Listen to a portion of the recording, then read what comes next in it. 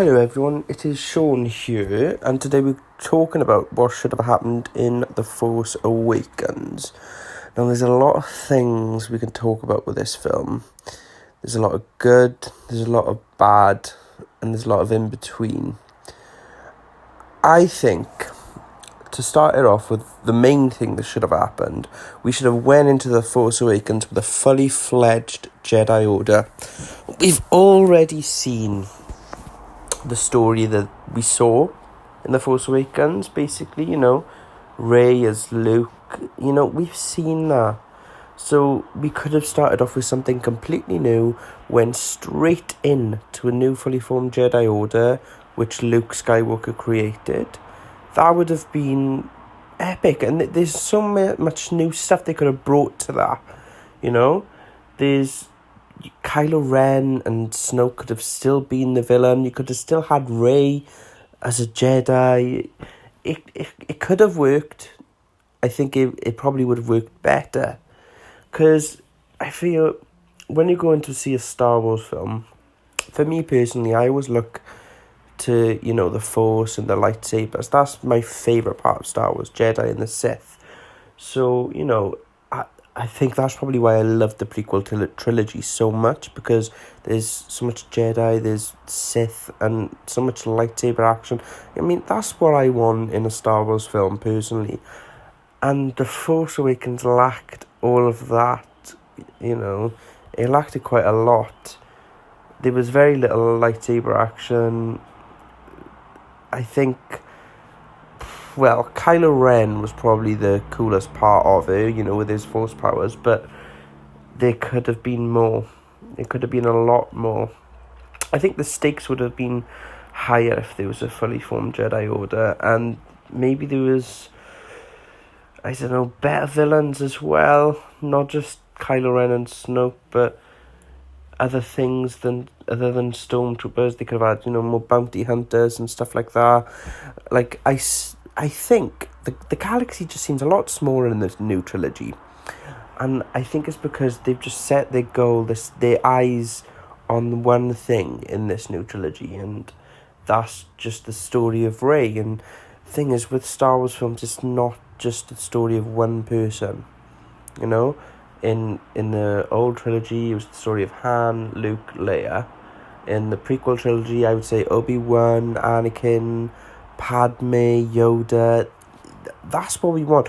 But because they concentrated so much on one person, well, I'd say two people, Kylo Ren as well, it was just that. The original trilogy cast didn't have much to do in The Force Awakens except for Han and Chewie. I think Chewie was my favourite character in The Force Awakens, by far. I don't know why, I just found it really funny, and then when he got shot, I found that really sad.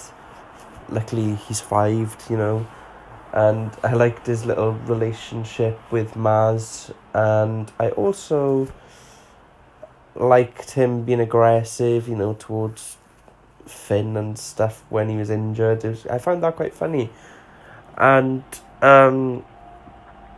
I just think, there's no epic moment in The Force Awakens. Let's think about it. There's not very many scenes that you'd go back and watch. Like, when you're searching through YouTube and stuff like that, sometimes there's movie clips that pop up, and whenever anything from the new trilogy comes out, I'm not really interested. Whereas prequel trilogy, there's so many things that I rewatched back with Obi-Wan, Qui-Gon and Maul, the battle between Yoda and Dooku in Attack of the Clones, stuff like that. Obviously, the original trilogy, Yoda scenes, where he lifts the X-Wing, Luke versus Vader, Obi-Wan versus Vader. There's so many iconic moments, but there's very little in the new trilogy. I'd say the most iconic moments would probably be in The Rise of Skywalker, but we're talking about Force Awakens for now. So in The Force Awakens, I don't think I generally can't really think of an iconic moment at the top of my head. There probably is, there is, but not many. Whereas in other Star Wars films, I could point them out really easily. But yeah, I think if they started off with a fully formed Jedi Order, I think they could have taken the story into a different sort of level. You know, we could have seen more of the Force being used, neutralized. We could have seen all of that. Whereas we didn't. We just got to experience someone learning again. And we've seen it. We've seen that in the original trilogy. We loved it. But it didn't need to be that again. It could have moved on to something different. So that was my main disappointment, you know. When I was seeing the trailers and stuff, I sort of knew straight away that I'm not really going to enjoy this as much as I hoped to enjoy it, really. And I didn't. But, you know, there are some good scenes in there. I'm trying to think of good scenes, but there's good scenes in almost all the Star Wars films, and well, in all of the Star Wars films, let's be honest, there are good scenes in all of them, but in the new trilogy, I can't think of them at the top of my head as I can with the other Star Wars films.